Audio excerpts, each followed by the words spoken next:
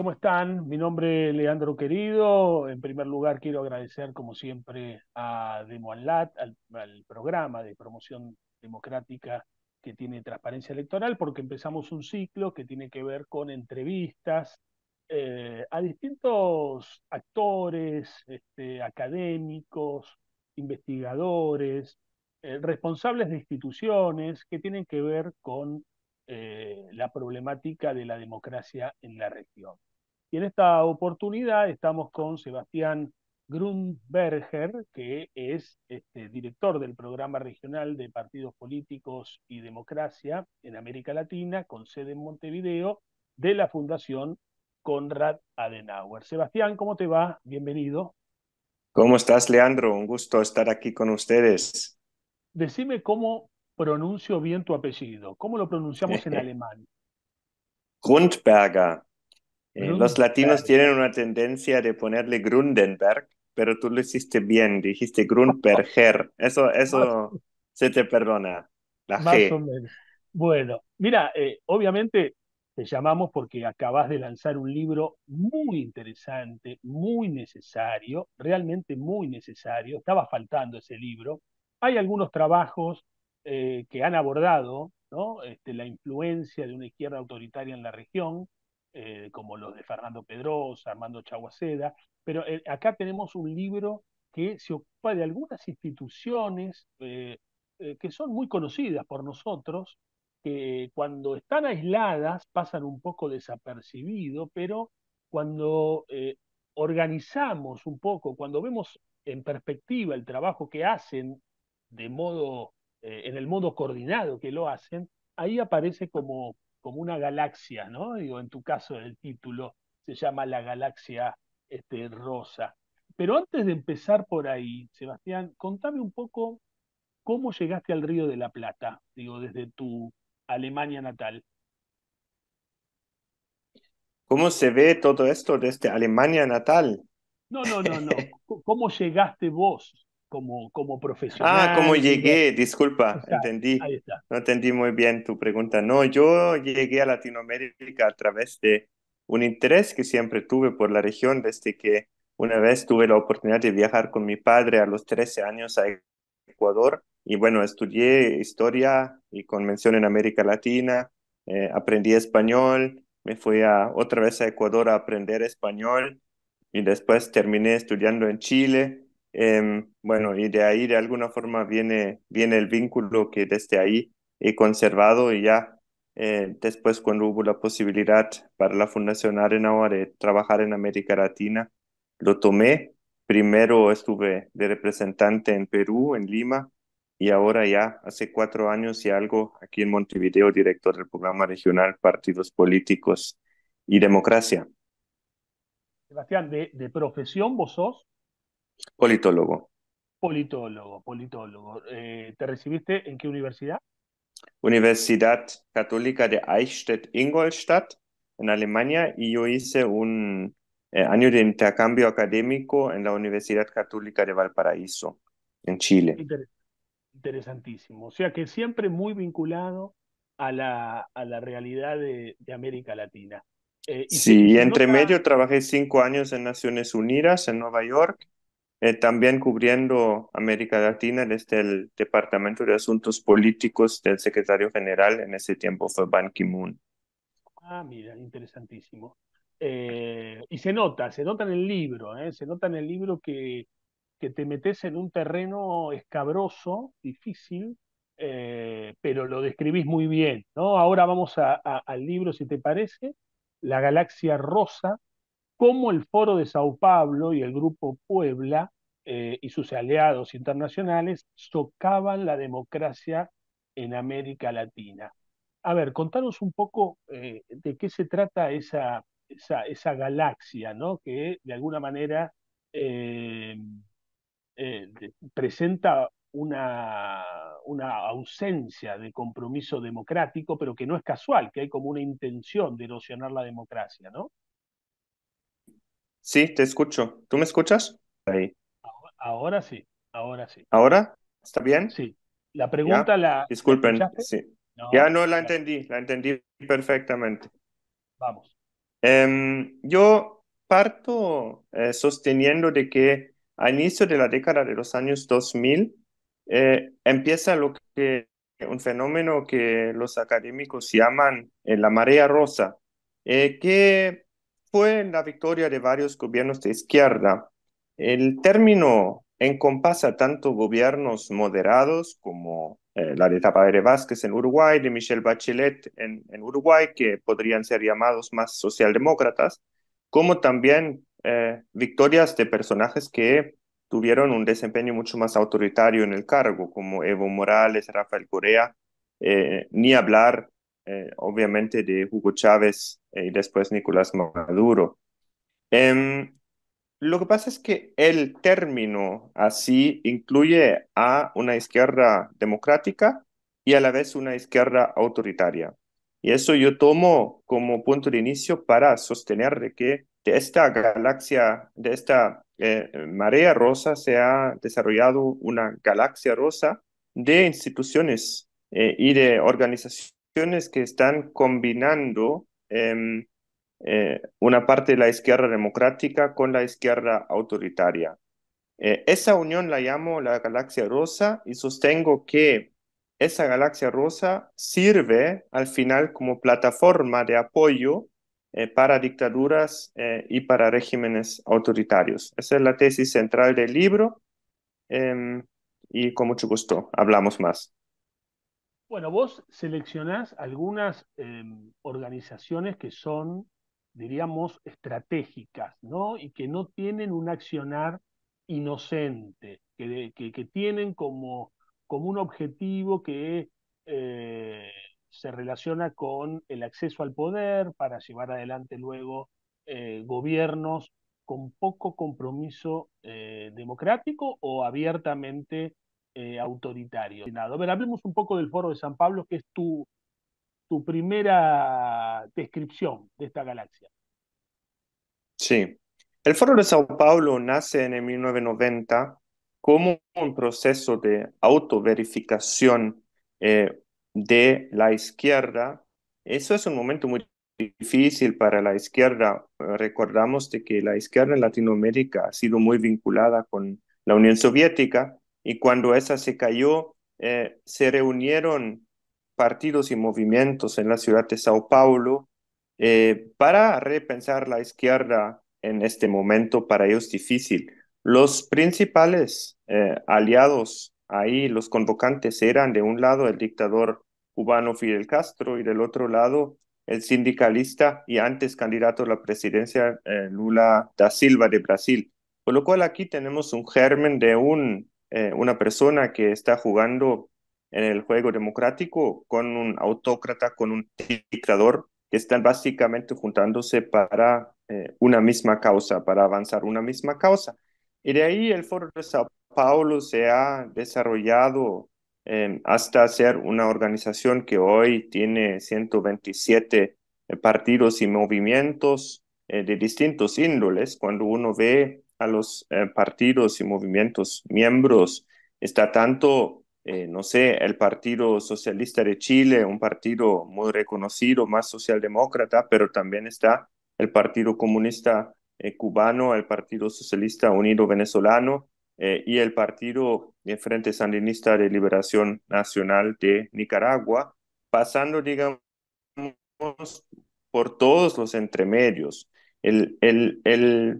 La fuerza más dominante ahí es el Partido de Trabajadores de Brasil, que sin duda también es un partido que funciona democráticamente, pero cuando uno está viendo de dónde viene el Foro de Sao Paulo, tenía solo un partido que gobernaba en el 1990, que fue justamente el partido de la dictadura cubana, y terminó ganando, o sea, antes que ganara Milei en Argentina, eran partidos del Foro de Sao Paulo, tenían por lo menos participación en 13 gobiernos de América Latina, con lo cual, si uno lo ve, mire, en influencia fue, digamos, el espacio más influyente en la región. Quiero decir que el Foro de Sao Paulo desde el primer momento fue un vehículo para defender a ultralanza a la dictadura cubana, siempre lo fue, nunca ha cambiado. Así que uno tiene un sinfín de declaraciones en apoyo al régimen, como también es una idea de la democracia muy extraña. No, claramente no es la idea de una democracia liberal.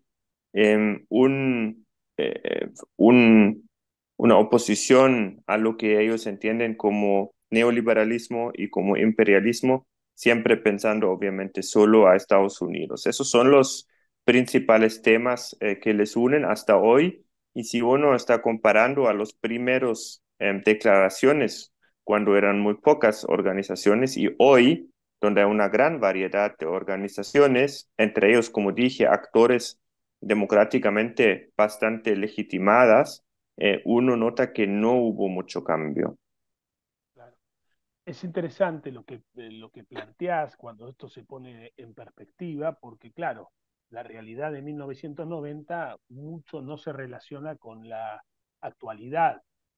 Por eso es interesante determinar cuándo nace el Foro de San Pablo, es decir, se cae el muro de Berlín, hay incertidumbre en Cuba porque se le cae un sostén político y económico estratégico y se conforma esto bajo el liderazgo de Cuba, justamente para que los partidos de la izquierda, de alguna manera, lo ayuden a sobrevivir, ¿no? Al Partido Comunista de Cuba. Pero lo más interesante es que si bien son dos escenarios distintos, es decir, 1990 con el 2023, yo rescato algo que vos mencionás en el libro, que son declaraciones de Lula da Silva de mayo del 2023, es decir, algo muy reciente, en donde él sale puntualmente a defender la dictadura de Venezuela, por ejemplo, el gobierno de Díaz-Canel en Cuba, es decir, mantiene la misma línea, ¿no? No hay un cambio, y pasaron muchos años, y sin embargo, este foro, a través de una de sus figuras principales, como Lula, ahora en el poder, siguen con todo lo que pasó defendiendo a el gobierno de Díaz Canel y al gobierno de Nicolás Maduro, ¿no? Así así es, no, no puedo agregar mucho a esto porque parece que no se han movido en el tiempo. Lula dijo en el 2023 esto y otras cosas, Sí, que seguramente vamos a hablar sobre la dimensión internacional en un rato, pero por ejemplo también dijo en el 2023 frente al Foro de Sao Paulo reunido en justamente Brasilia, de que el Foro de Sao Paulo era una bendición para América Latina. Hay que no olvidar que es su propia creación, por claro. lo cual eso explica mucha diferencia entre la política para dentro de Lula y para la política para fuera de Lula, que es algo que la verdad mucha gente no entiende, pero cuando uno está un actor principal de una de estas organizaciones, está claro por dónde vienen algunas actitudes frente a la geopolítica. Bien, nos vamos del Foro de San Pablo, que es algo más de organizaciones partidarias, algo más institucional y dogmático, para pasar al Grupo de Puebla, que vos también lo seleccionás y lo describís, como una organización que en realidad es de activistas, tiene menos formalidad, le permite a la izquierda sacar declaraciones en determinadas circunstancias, y ahí hay otros personajes, ¿no? Como Marcos Enrique Sominami de Chile, ¿no? A ver, contanos un poquitito de qué se trata justamente el Grupo de Puebla.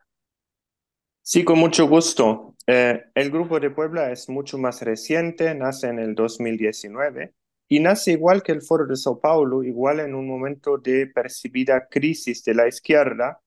Recordamos de que había ganado Mauricio Macri las elecciones en Argentina, que había ganado Jair Bolsonaro las elecciones en Brasil y que había ganado Sebastián Piñera las elecciones en Chile. Son obviamente regímenes diferentes, gobiernos diferentes, no muy comparable entre ellos, pero sí no son de izquierda y son países grandes, importantes.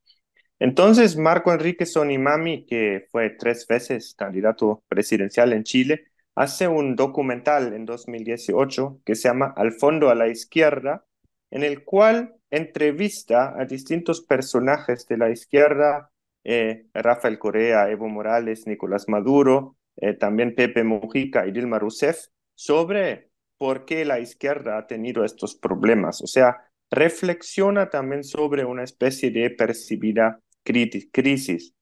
Em, Poco después de este documental, es el mismo Marco Enrique Sonimami quien convoca el Grupo de Puebla y con el tiempo se incorporan muchos personajes, entre la cual, salvo Nicolás Maduro, figuran todos los que han estado en esta primera película. Esto lo digo porque es importante mencionar de que de alguna forma el Grupo de Puebla es un grupo de activistas, no es una institucionalidad tan fija como el Foro de Sao Paulo. Y cuando uno pregunta por qué nace, es porque hay un antecedente que también se llama grupo y se llama Grupo de Lima. Marco Enrique Sonimami en sus primeras entrevistas hace muchísima referencia al Grupo de Lima, lo que hace deducir de que él se ve como una oposición al Grupo de Lima. El Grupo de Lima funcionó para aislar a Nicolás Maduro, para devolver la democracia a Venezuela, un esfuerzo entre muchos países. Mientras tanto, el Grupo de Puebla propagaba un diálogo con Venezuela. Esa cierta cercanía con Venezuela es algo parecido que la cercanía del Foro de Sao Paulo con Cuba y se ha mantenido hasta hoy. Muy reciente, el Grupo de Puebla sacó un comunicado celebrando la inscripción de candidatos de la oposición en las elecciones presidenciales de Venezuela, sin ningún tipo de mención a la exclusión de María Corina Machado y después de Corina Lloris, que la verdad es un discurso que es básicamente el mismo de la dictadura venezolana. Por ende, se ha quedado ahí también en el tiempo. Y en el inicio, toda esta idea de negociar con Maduro se querían un poco mostrar como un broker honesto, como un intermediador. Por eso no había venezolanos en el grupo, pero eso se cambió. Ahora está Jorge Rodríguez, que como sabemos es uno de los más importantes hombres de confianza del régimen. Y también en el último encuentro del Grupo de Puebla estuvieron Delcy Rodríguez y estuvo también Bruno Rodríguez, el canciller cubano, todos celebrados como héroes. Eso muestra de que no hay un intento de distanciarse de los elementos más autoritarios. Y otra vez, comparten con el Foro de Sao Paulo el hecho que tenemos personas de comprobada trayectoria en el Grupo de Puebla Democrática con personas que son claramente autoritarios o dictatoriales. Por lo cual, en la realidad, el enfoque es uno muy parecido y de ahí hay varios temas más que les interesa, particularmente el llamado lawfare. Claro, claro, bueno, es interesante, ¿no? Porque vos mencionás el manifiesto progresista que publica el Grupo de Puebla y uno no deja de pensar en la forma en que permanentemente manipulan los conceptos, ¿no? Digo, que hoy el régimen cubano diga que tiene una democracia particular, una democracia a la cubana, y que este grupo diga que se autoperciba como progresista cuando en su interior participan personas que están acusadas de cometer crímenes de lesa humanidad, como es el caso de estos funcionarios del régimen venezolano, realmente es llamativo, ¿no? Y creo que ese es el aporte más importante que han hecho estas organizaciones en el debate público de sus países y en el debate público internacional. Trastocar los conceptos, darle una cobertura a estos regímenes iliberales, autoritarios, como para, de alguna manera, alivianar la carga que tienen sobre sus espaldas, ¿no? Violación a los derechos humanos, restricciones de derechos políticos, restricciones notorias a la libertad de expresión. Realmente ese es el gran aporte que han hecho, ¿no? Marcos Enríquez Ominami, se muestran como progresistas, pero en realidad la función que están cumpliendo es una función muy repudiable, ¿no? Y ahora lo atamos a la cobertura internacional, ¿no? Digo, por ejemplo, que trasciende un poco ya las fronteras de América Latina, tiene que ver con la internacional progresista, en donde acá aparece Bernie Sanders y todo lo que conocemos como una izquierda radical en Estados Unidos que tiene eh, fuerza política, tiene representación en el Congreso, en los estados, digo, es un actor político importante que también, ¿no? De alguna manera articula con el foro y con el grupo de Puebla. Yo debo decir que para mí el descubrimiento de la Internacional Progresista y sus orígenes fue de lo más interesante de la investigación, porque mi imagen que yo tenía de la gente progresista del Partido Demócrata era uno de que son que con el tema cubano, por ejemplo, que no hay dos lecturas, por mucho que para adentro pueden ser muy de izquierda, eh, de que con ciertos temas de democracia ahí hay un consenso. Y me encontré con que no es así. Y eso yo lo encuentro preocupante. Cuando uno ve esa organización, a todo eso, la palabra progresista ha sido de alguna forma tomadas por la izquierda autoritaria, porque a mi entender, progresista es algo liberal progresista, esa es una postura en el campo democrático con la cual uno puede estar de acuerdo o más o menos, pero que es perfectamente democrático, como es un conservador democrático, un liberal democrático, un socialdemócrata democrático. De eso no se trata. Lo que yo quiero señalar es que cómo el concepto se usa para al final apoyar a regímenes que ni son progresistas ni son democráticos. Cuando uno ve la declaración de principios de la Internacional Progresista, uno se encuentra con una retórica anticapitalista muy fuerte, que decían que dicen no que quieren transformar el capitalismo, algo así, no quieren erradicar el capitalismo. También llaman a la revolución o a la revuelta, no al cambio de régimen. Em, Tienen un par de frases muy fuertes, quieren terminar con los dos géneros, o sea, son posturas muy, muy radicales. No mencionan prácticamente el concepto de la democracia, sino tiene mucha de esta retórica anticolonial. Uno a veces siente que uno está en muchas décadas atrás, cuando realmente eran estas movimientos de liberación, como si estuviéramos todavía en un mundo colonial. O sea, es muy radical. Yo a veces me pregunto si todos que están de alguna forma asociados con esto han leído esa declaración, y esto me llama poderosamente la atención. Ellos son muy buenos en lo que son medios de comunicación. Parece que tienen más dinero que los otros mencionados. Están también, obviamente, en Estados Unidos. em, y tienen contactos, por ejemplo, con los Democratic Socialists of America.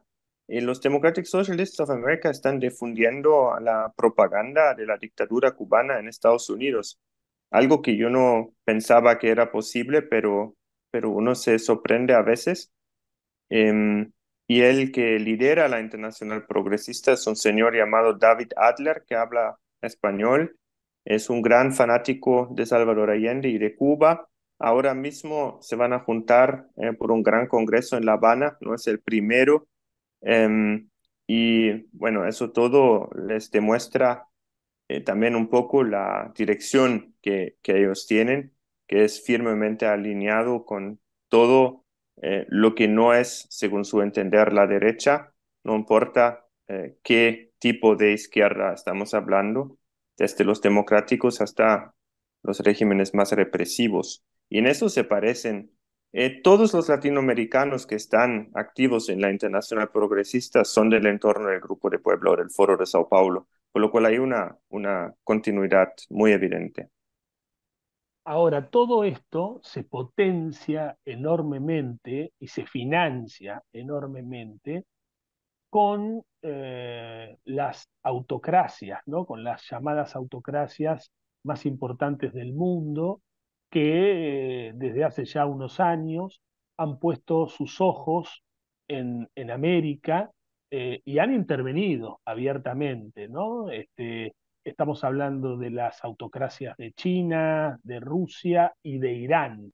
Y cada una, según tu libro, se ocupa como de algún aspecto puntual, ¿no? China inversiones, eh, Irán también inversiones, pero sobre todo negocios, podríamos decir, turbios, o fondos al margen de la ley, pero además aportan medios de comunicación. Rusia, por ejemplo, aporta una importante cantidad de medios internacionales para difundir justamente el accionar y la incidencia de esta izquierda autoritaria que hoy tiene mucho poder. Contanos un poco cómo Rusia, China e Irán erosionan la democracia de América Latina a través de estos organismos que hemos mencionado. Sí, lo primero que quiero señalar es que sobre la financiación de estas organizaciones yo no tengo datos que están explicando, digamos, cómo se financian. No hay información pública, hay mucha sospecha, pero uno tiene que tener un poco cuidado y a mí me parece que hay mucho espacio para futuras investigaciones aquí en en otros aspectos del libro. Yo creo que las relaciones con China, Rusia e Irán de las organizaciones de la Galaxia Rosa son muy evidentes. En el caso ruso es sobre todo la relación mediática, porque Actualidad RT, que no es un canal de información, sino de desinformación, está muy aliado con ellos, está reportando sobre sus actividades, por ejemplo, las reuniones del Grupo de Puebla, y logra de que medios afines a la Galaxia Rosa, como es Telesur, como es Prensa Latina, como es El Ciudadano, y otros, como también en parte es Página 12 de Argentina, o La Jornada en México, que son medios privados, no estatales de ellos, logren difundir relatos del Kremlin, por ejemplo, de que la OTAN es un agresor y que básicamente Rusia se defiende y ese tipo de cosas, como a la vez RT toma las narrativas de la Galaxia Rosa, por ejemplo, de que en Venezuela hay democracia y otros tipos de cosas, ¿no? Mucho también propaganda cubana, que ya conocemos, no tengo que responderla, creo que mucho. En el tema, también hay, por ejemplo, cooperaciones académicas entre Claxo y entre Rusia en plena guerra de Ucrania. Claxo igual se afilia con un actor de desinformación y propaganda como es Sputnik, la agencia rusa. Yo no sé cómo esto puede responder a algún tipo de ideas académicas o valores académicos, porque, bueno, eso es una agencia de propaganda, no es un actor académico, pero igual lo están haciendo. Y también muchos parlamentarios de la Galaxia Rosa viajaron a un encuentro parlamentario a Moscú, donde se encontraron también el año pasado con nadie menos que el mismo Vladimir Putin. El tema de China es que China les interesa tener relaciones con todo tipo de gente, no solamente con la Galaxia Rosa. Pero para ellos es muy cómodo. ¿Por qué es muy cómodo? Porque China trata de redefinir el concepto de democracia, de que no sea democracia liberal, sino de que hay otros modelos que son superiores y sobre todo que están en contra de Estados Unidos. Y esto obviamente aplica perfectamente aquí.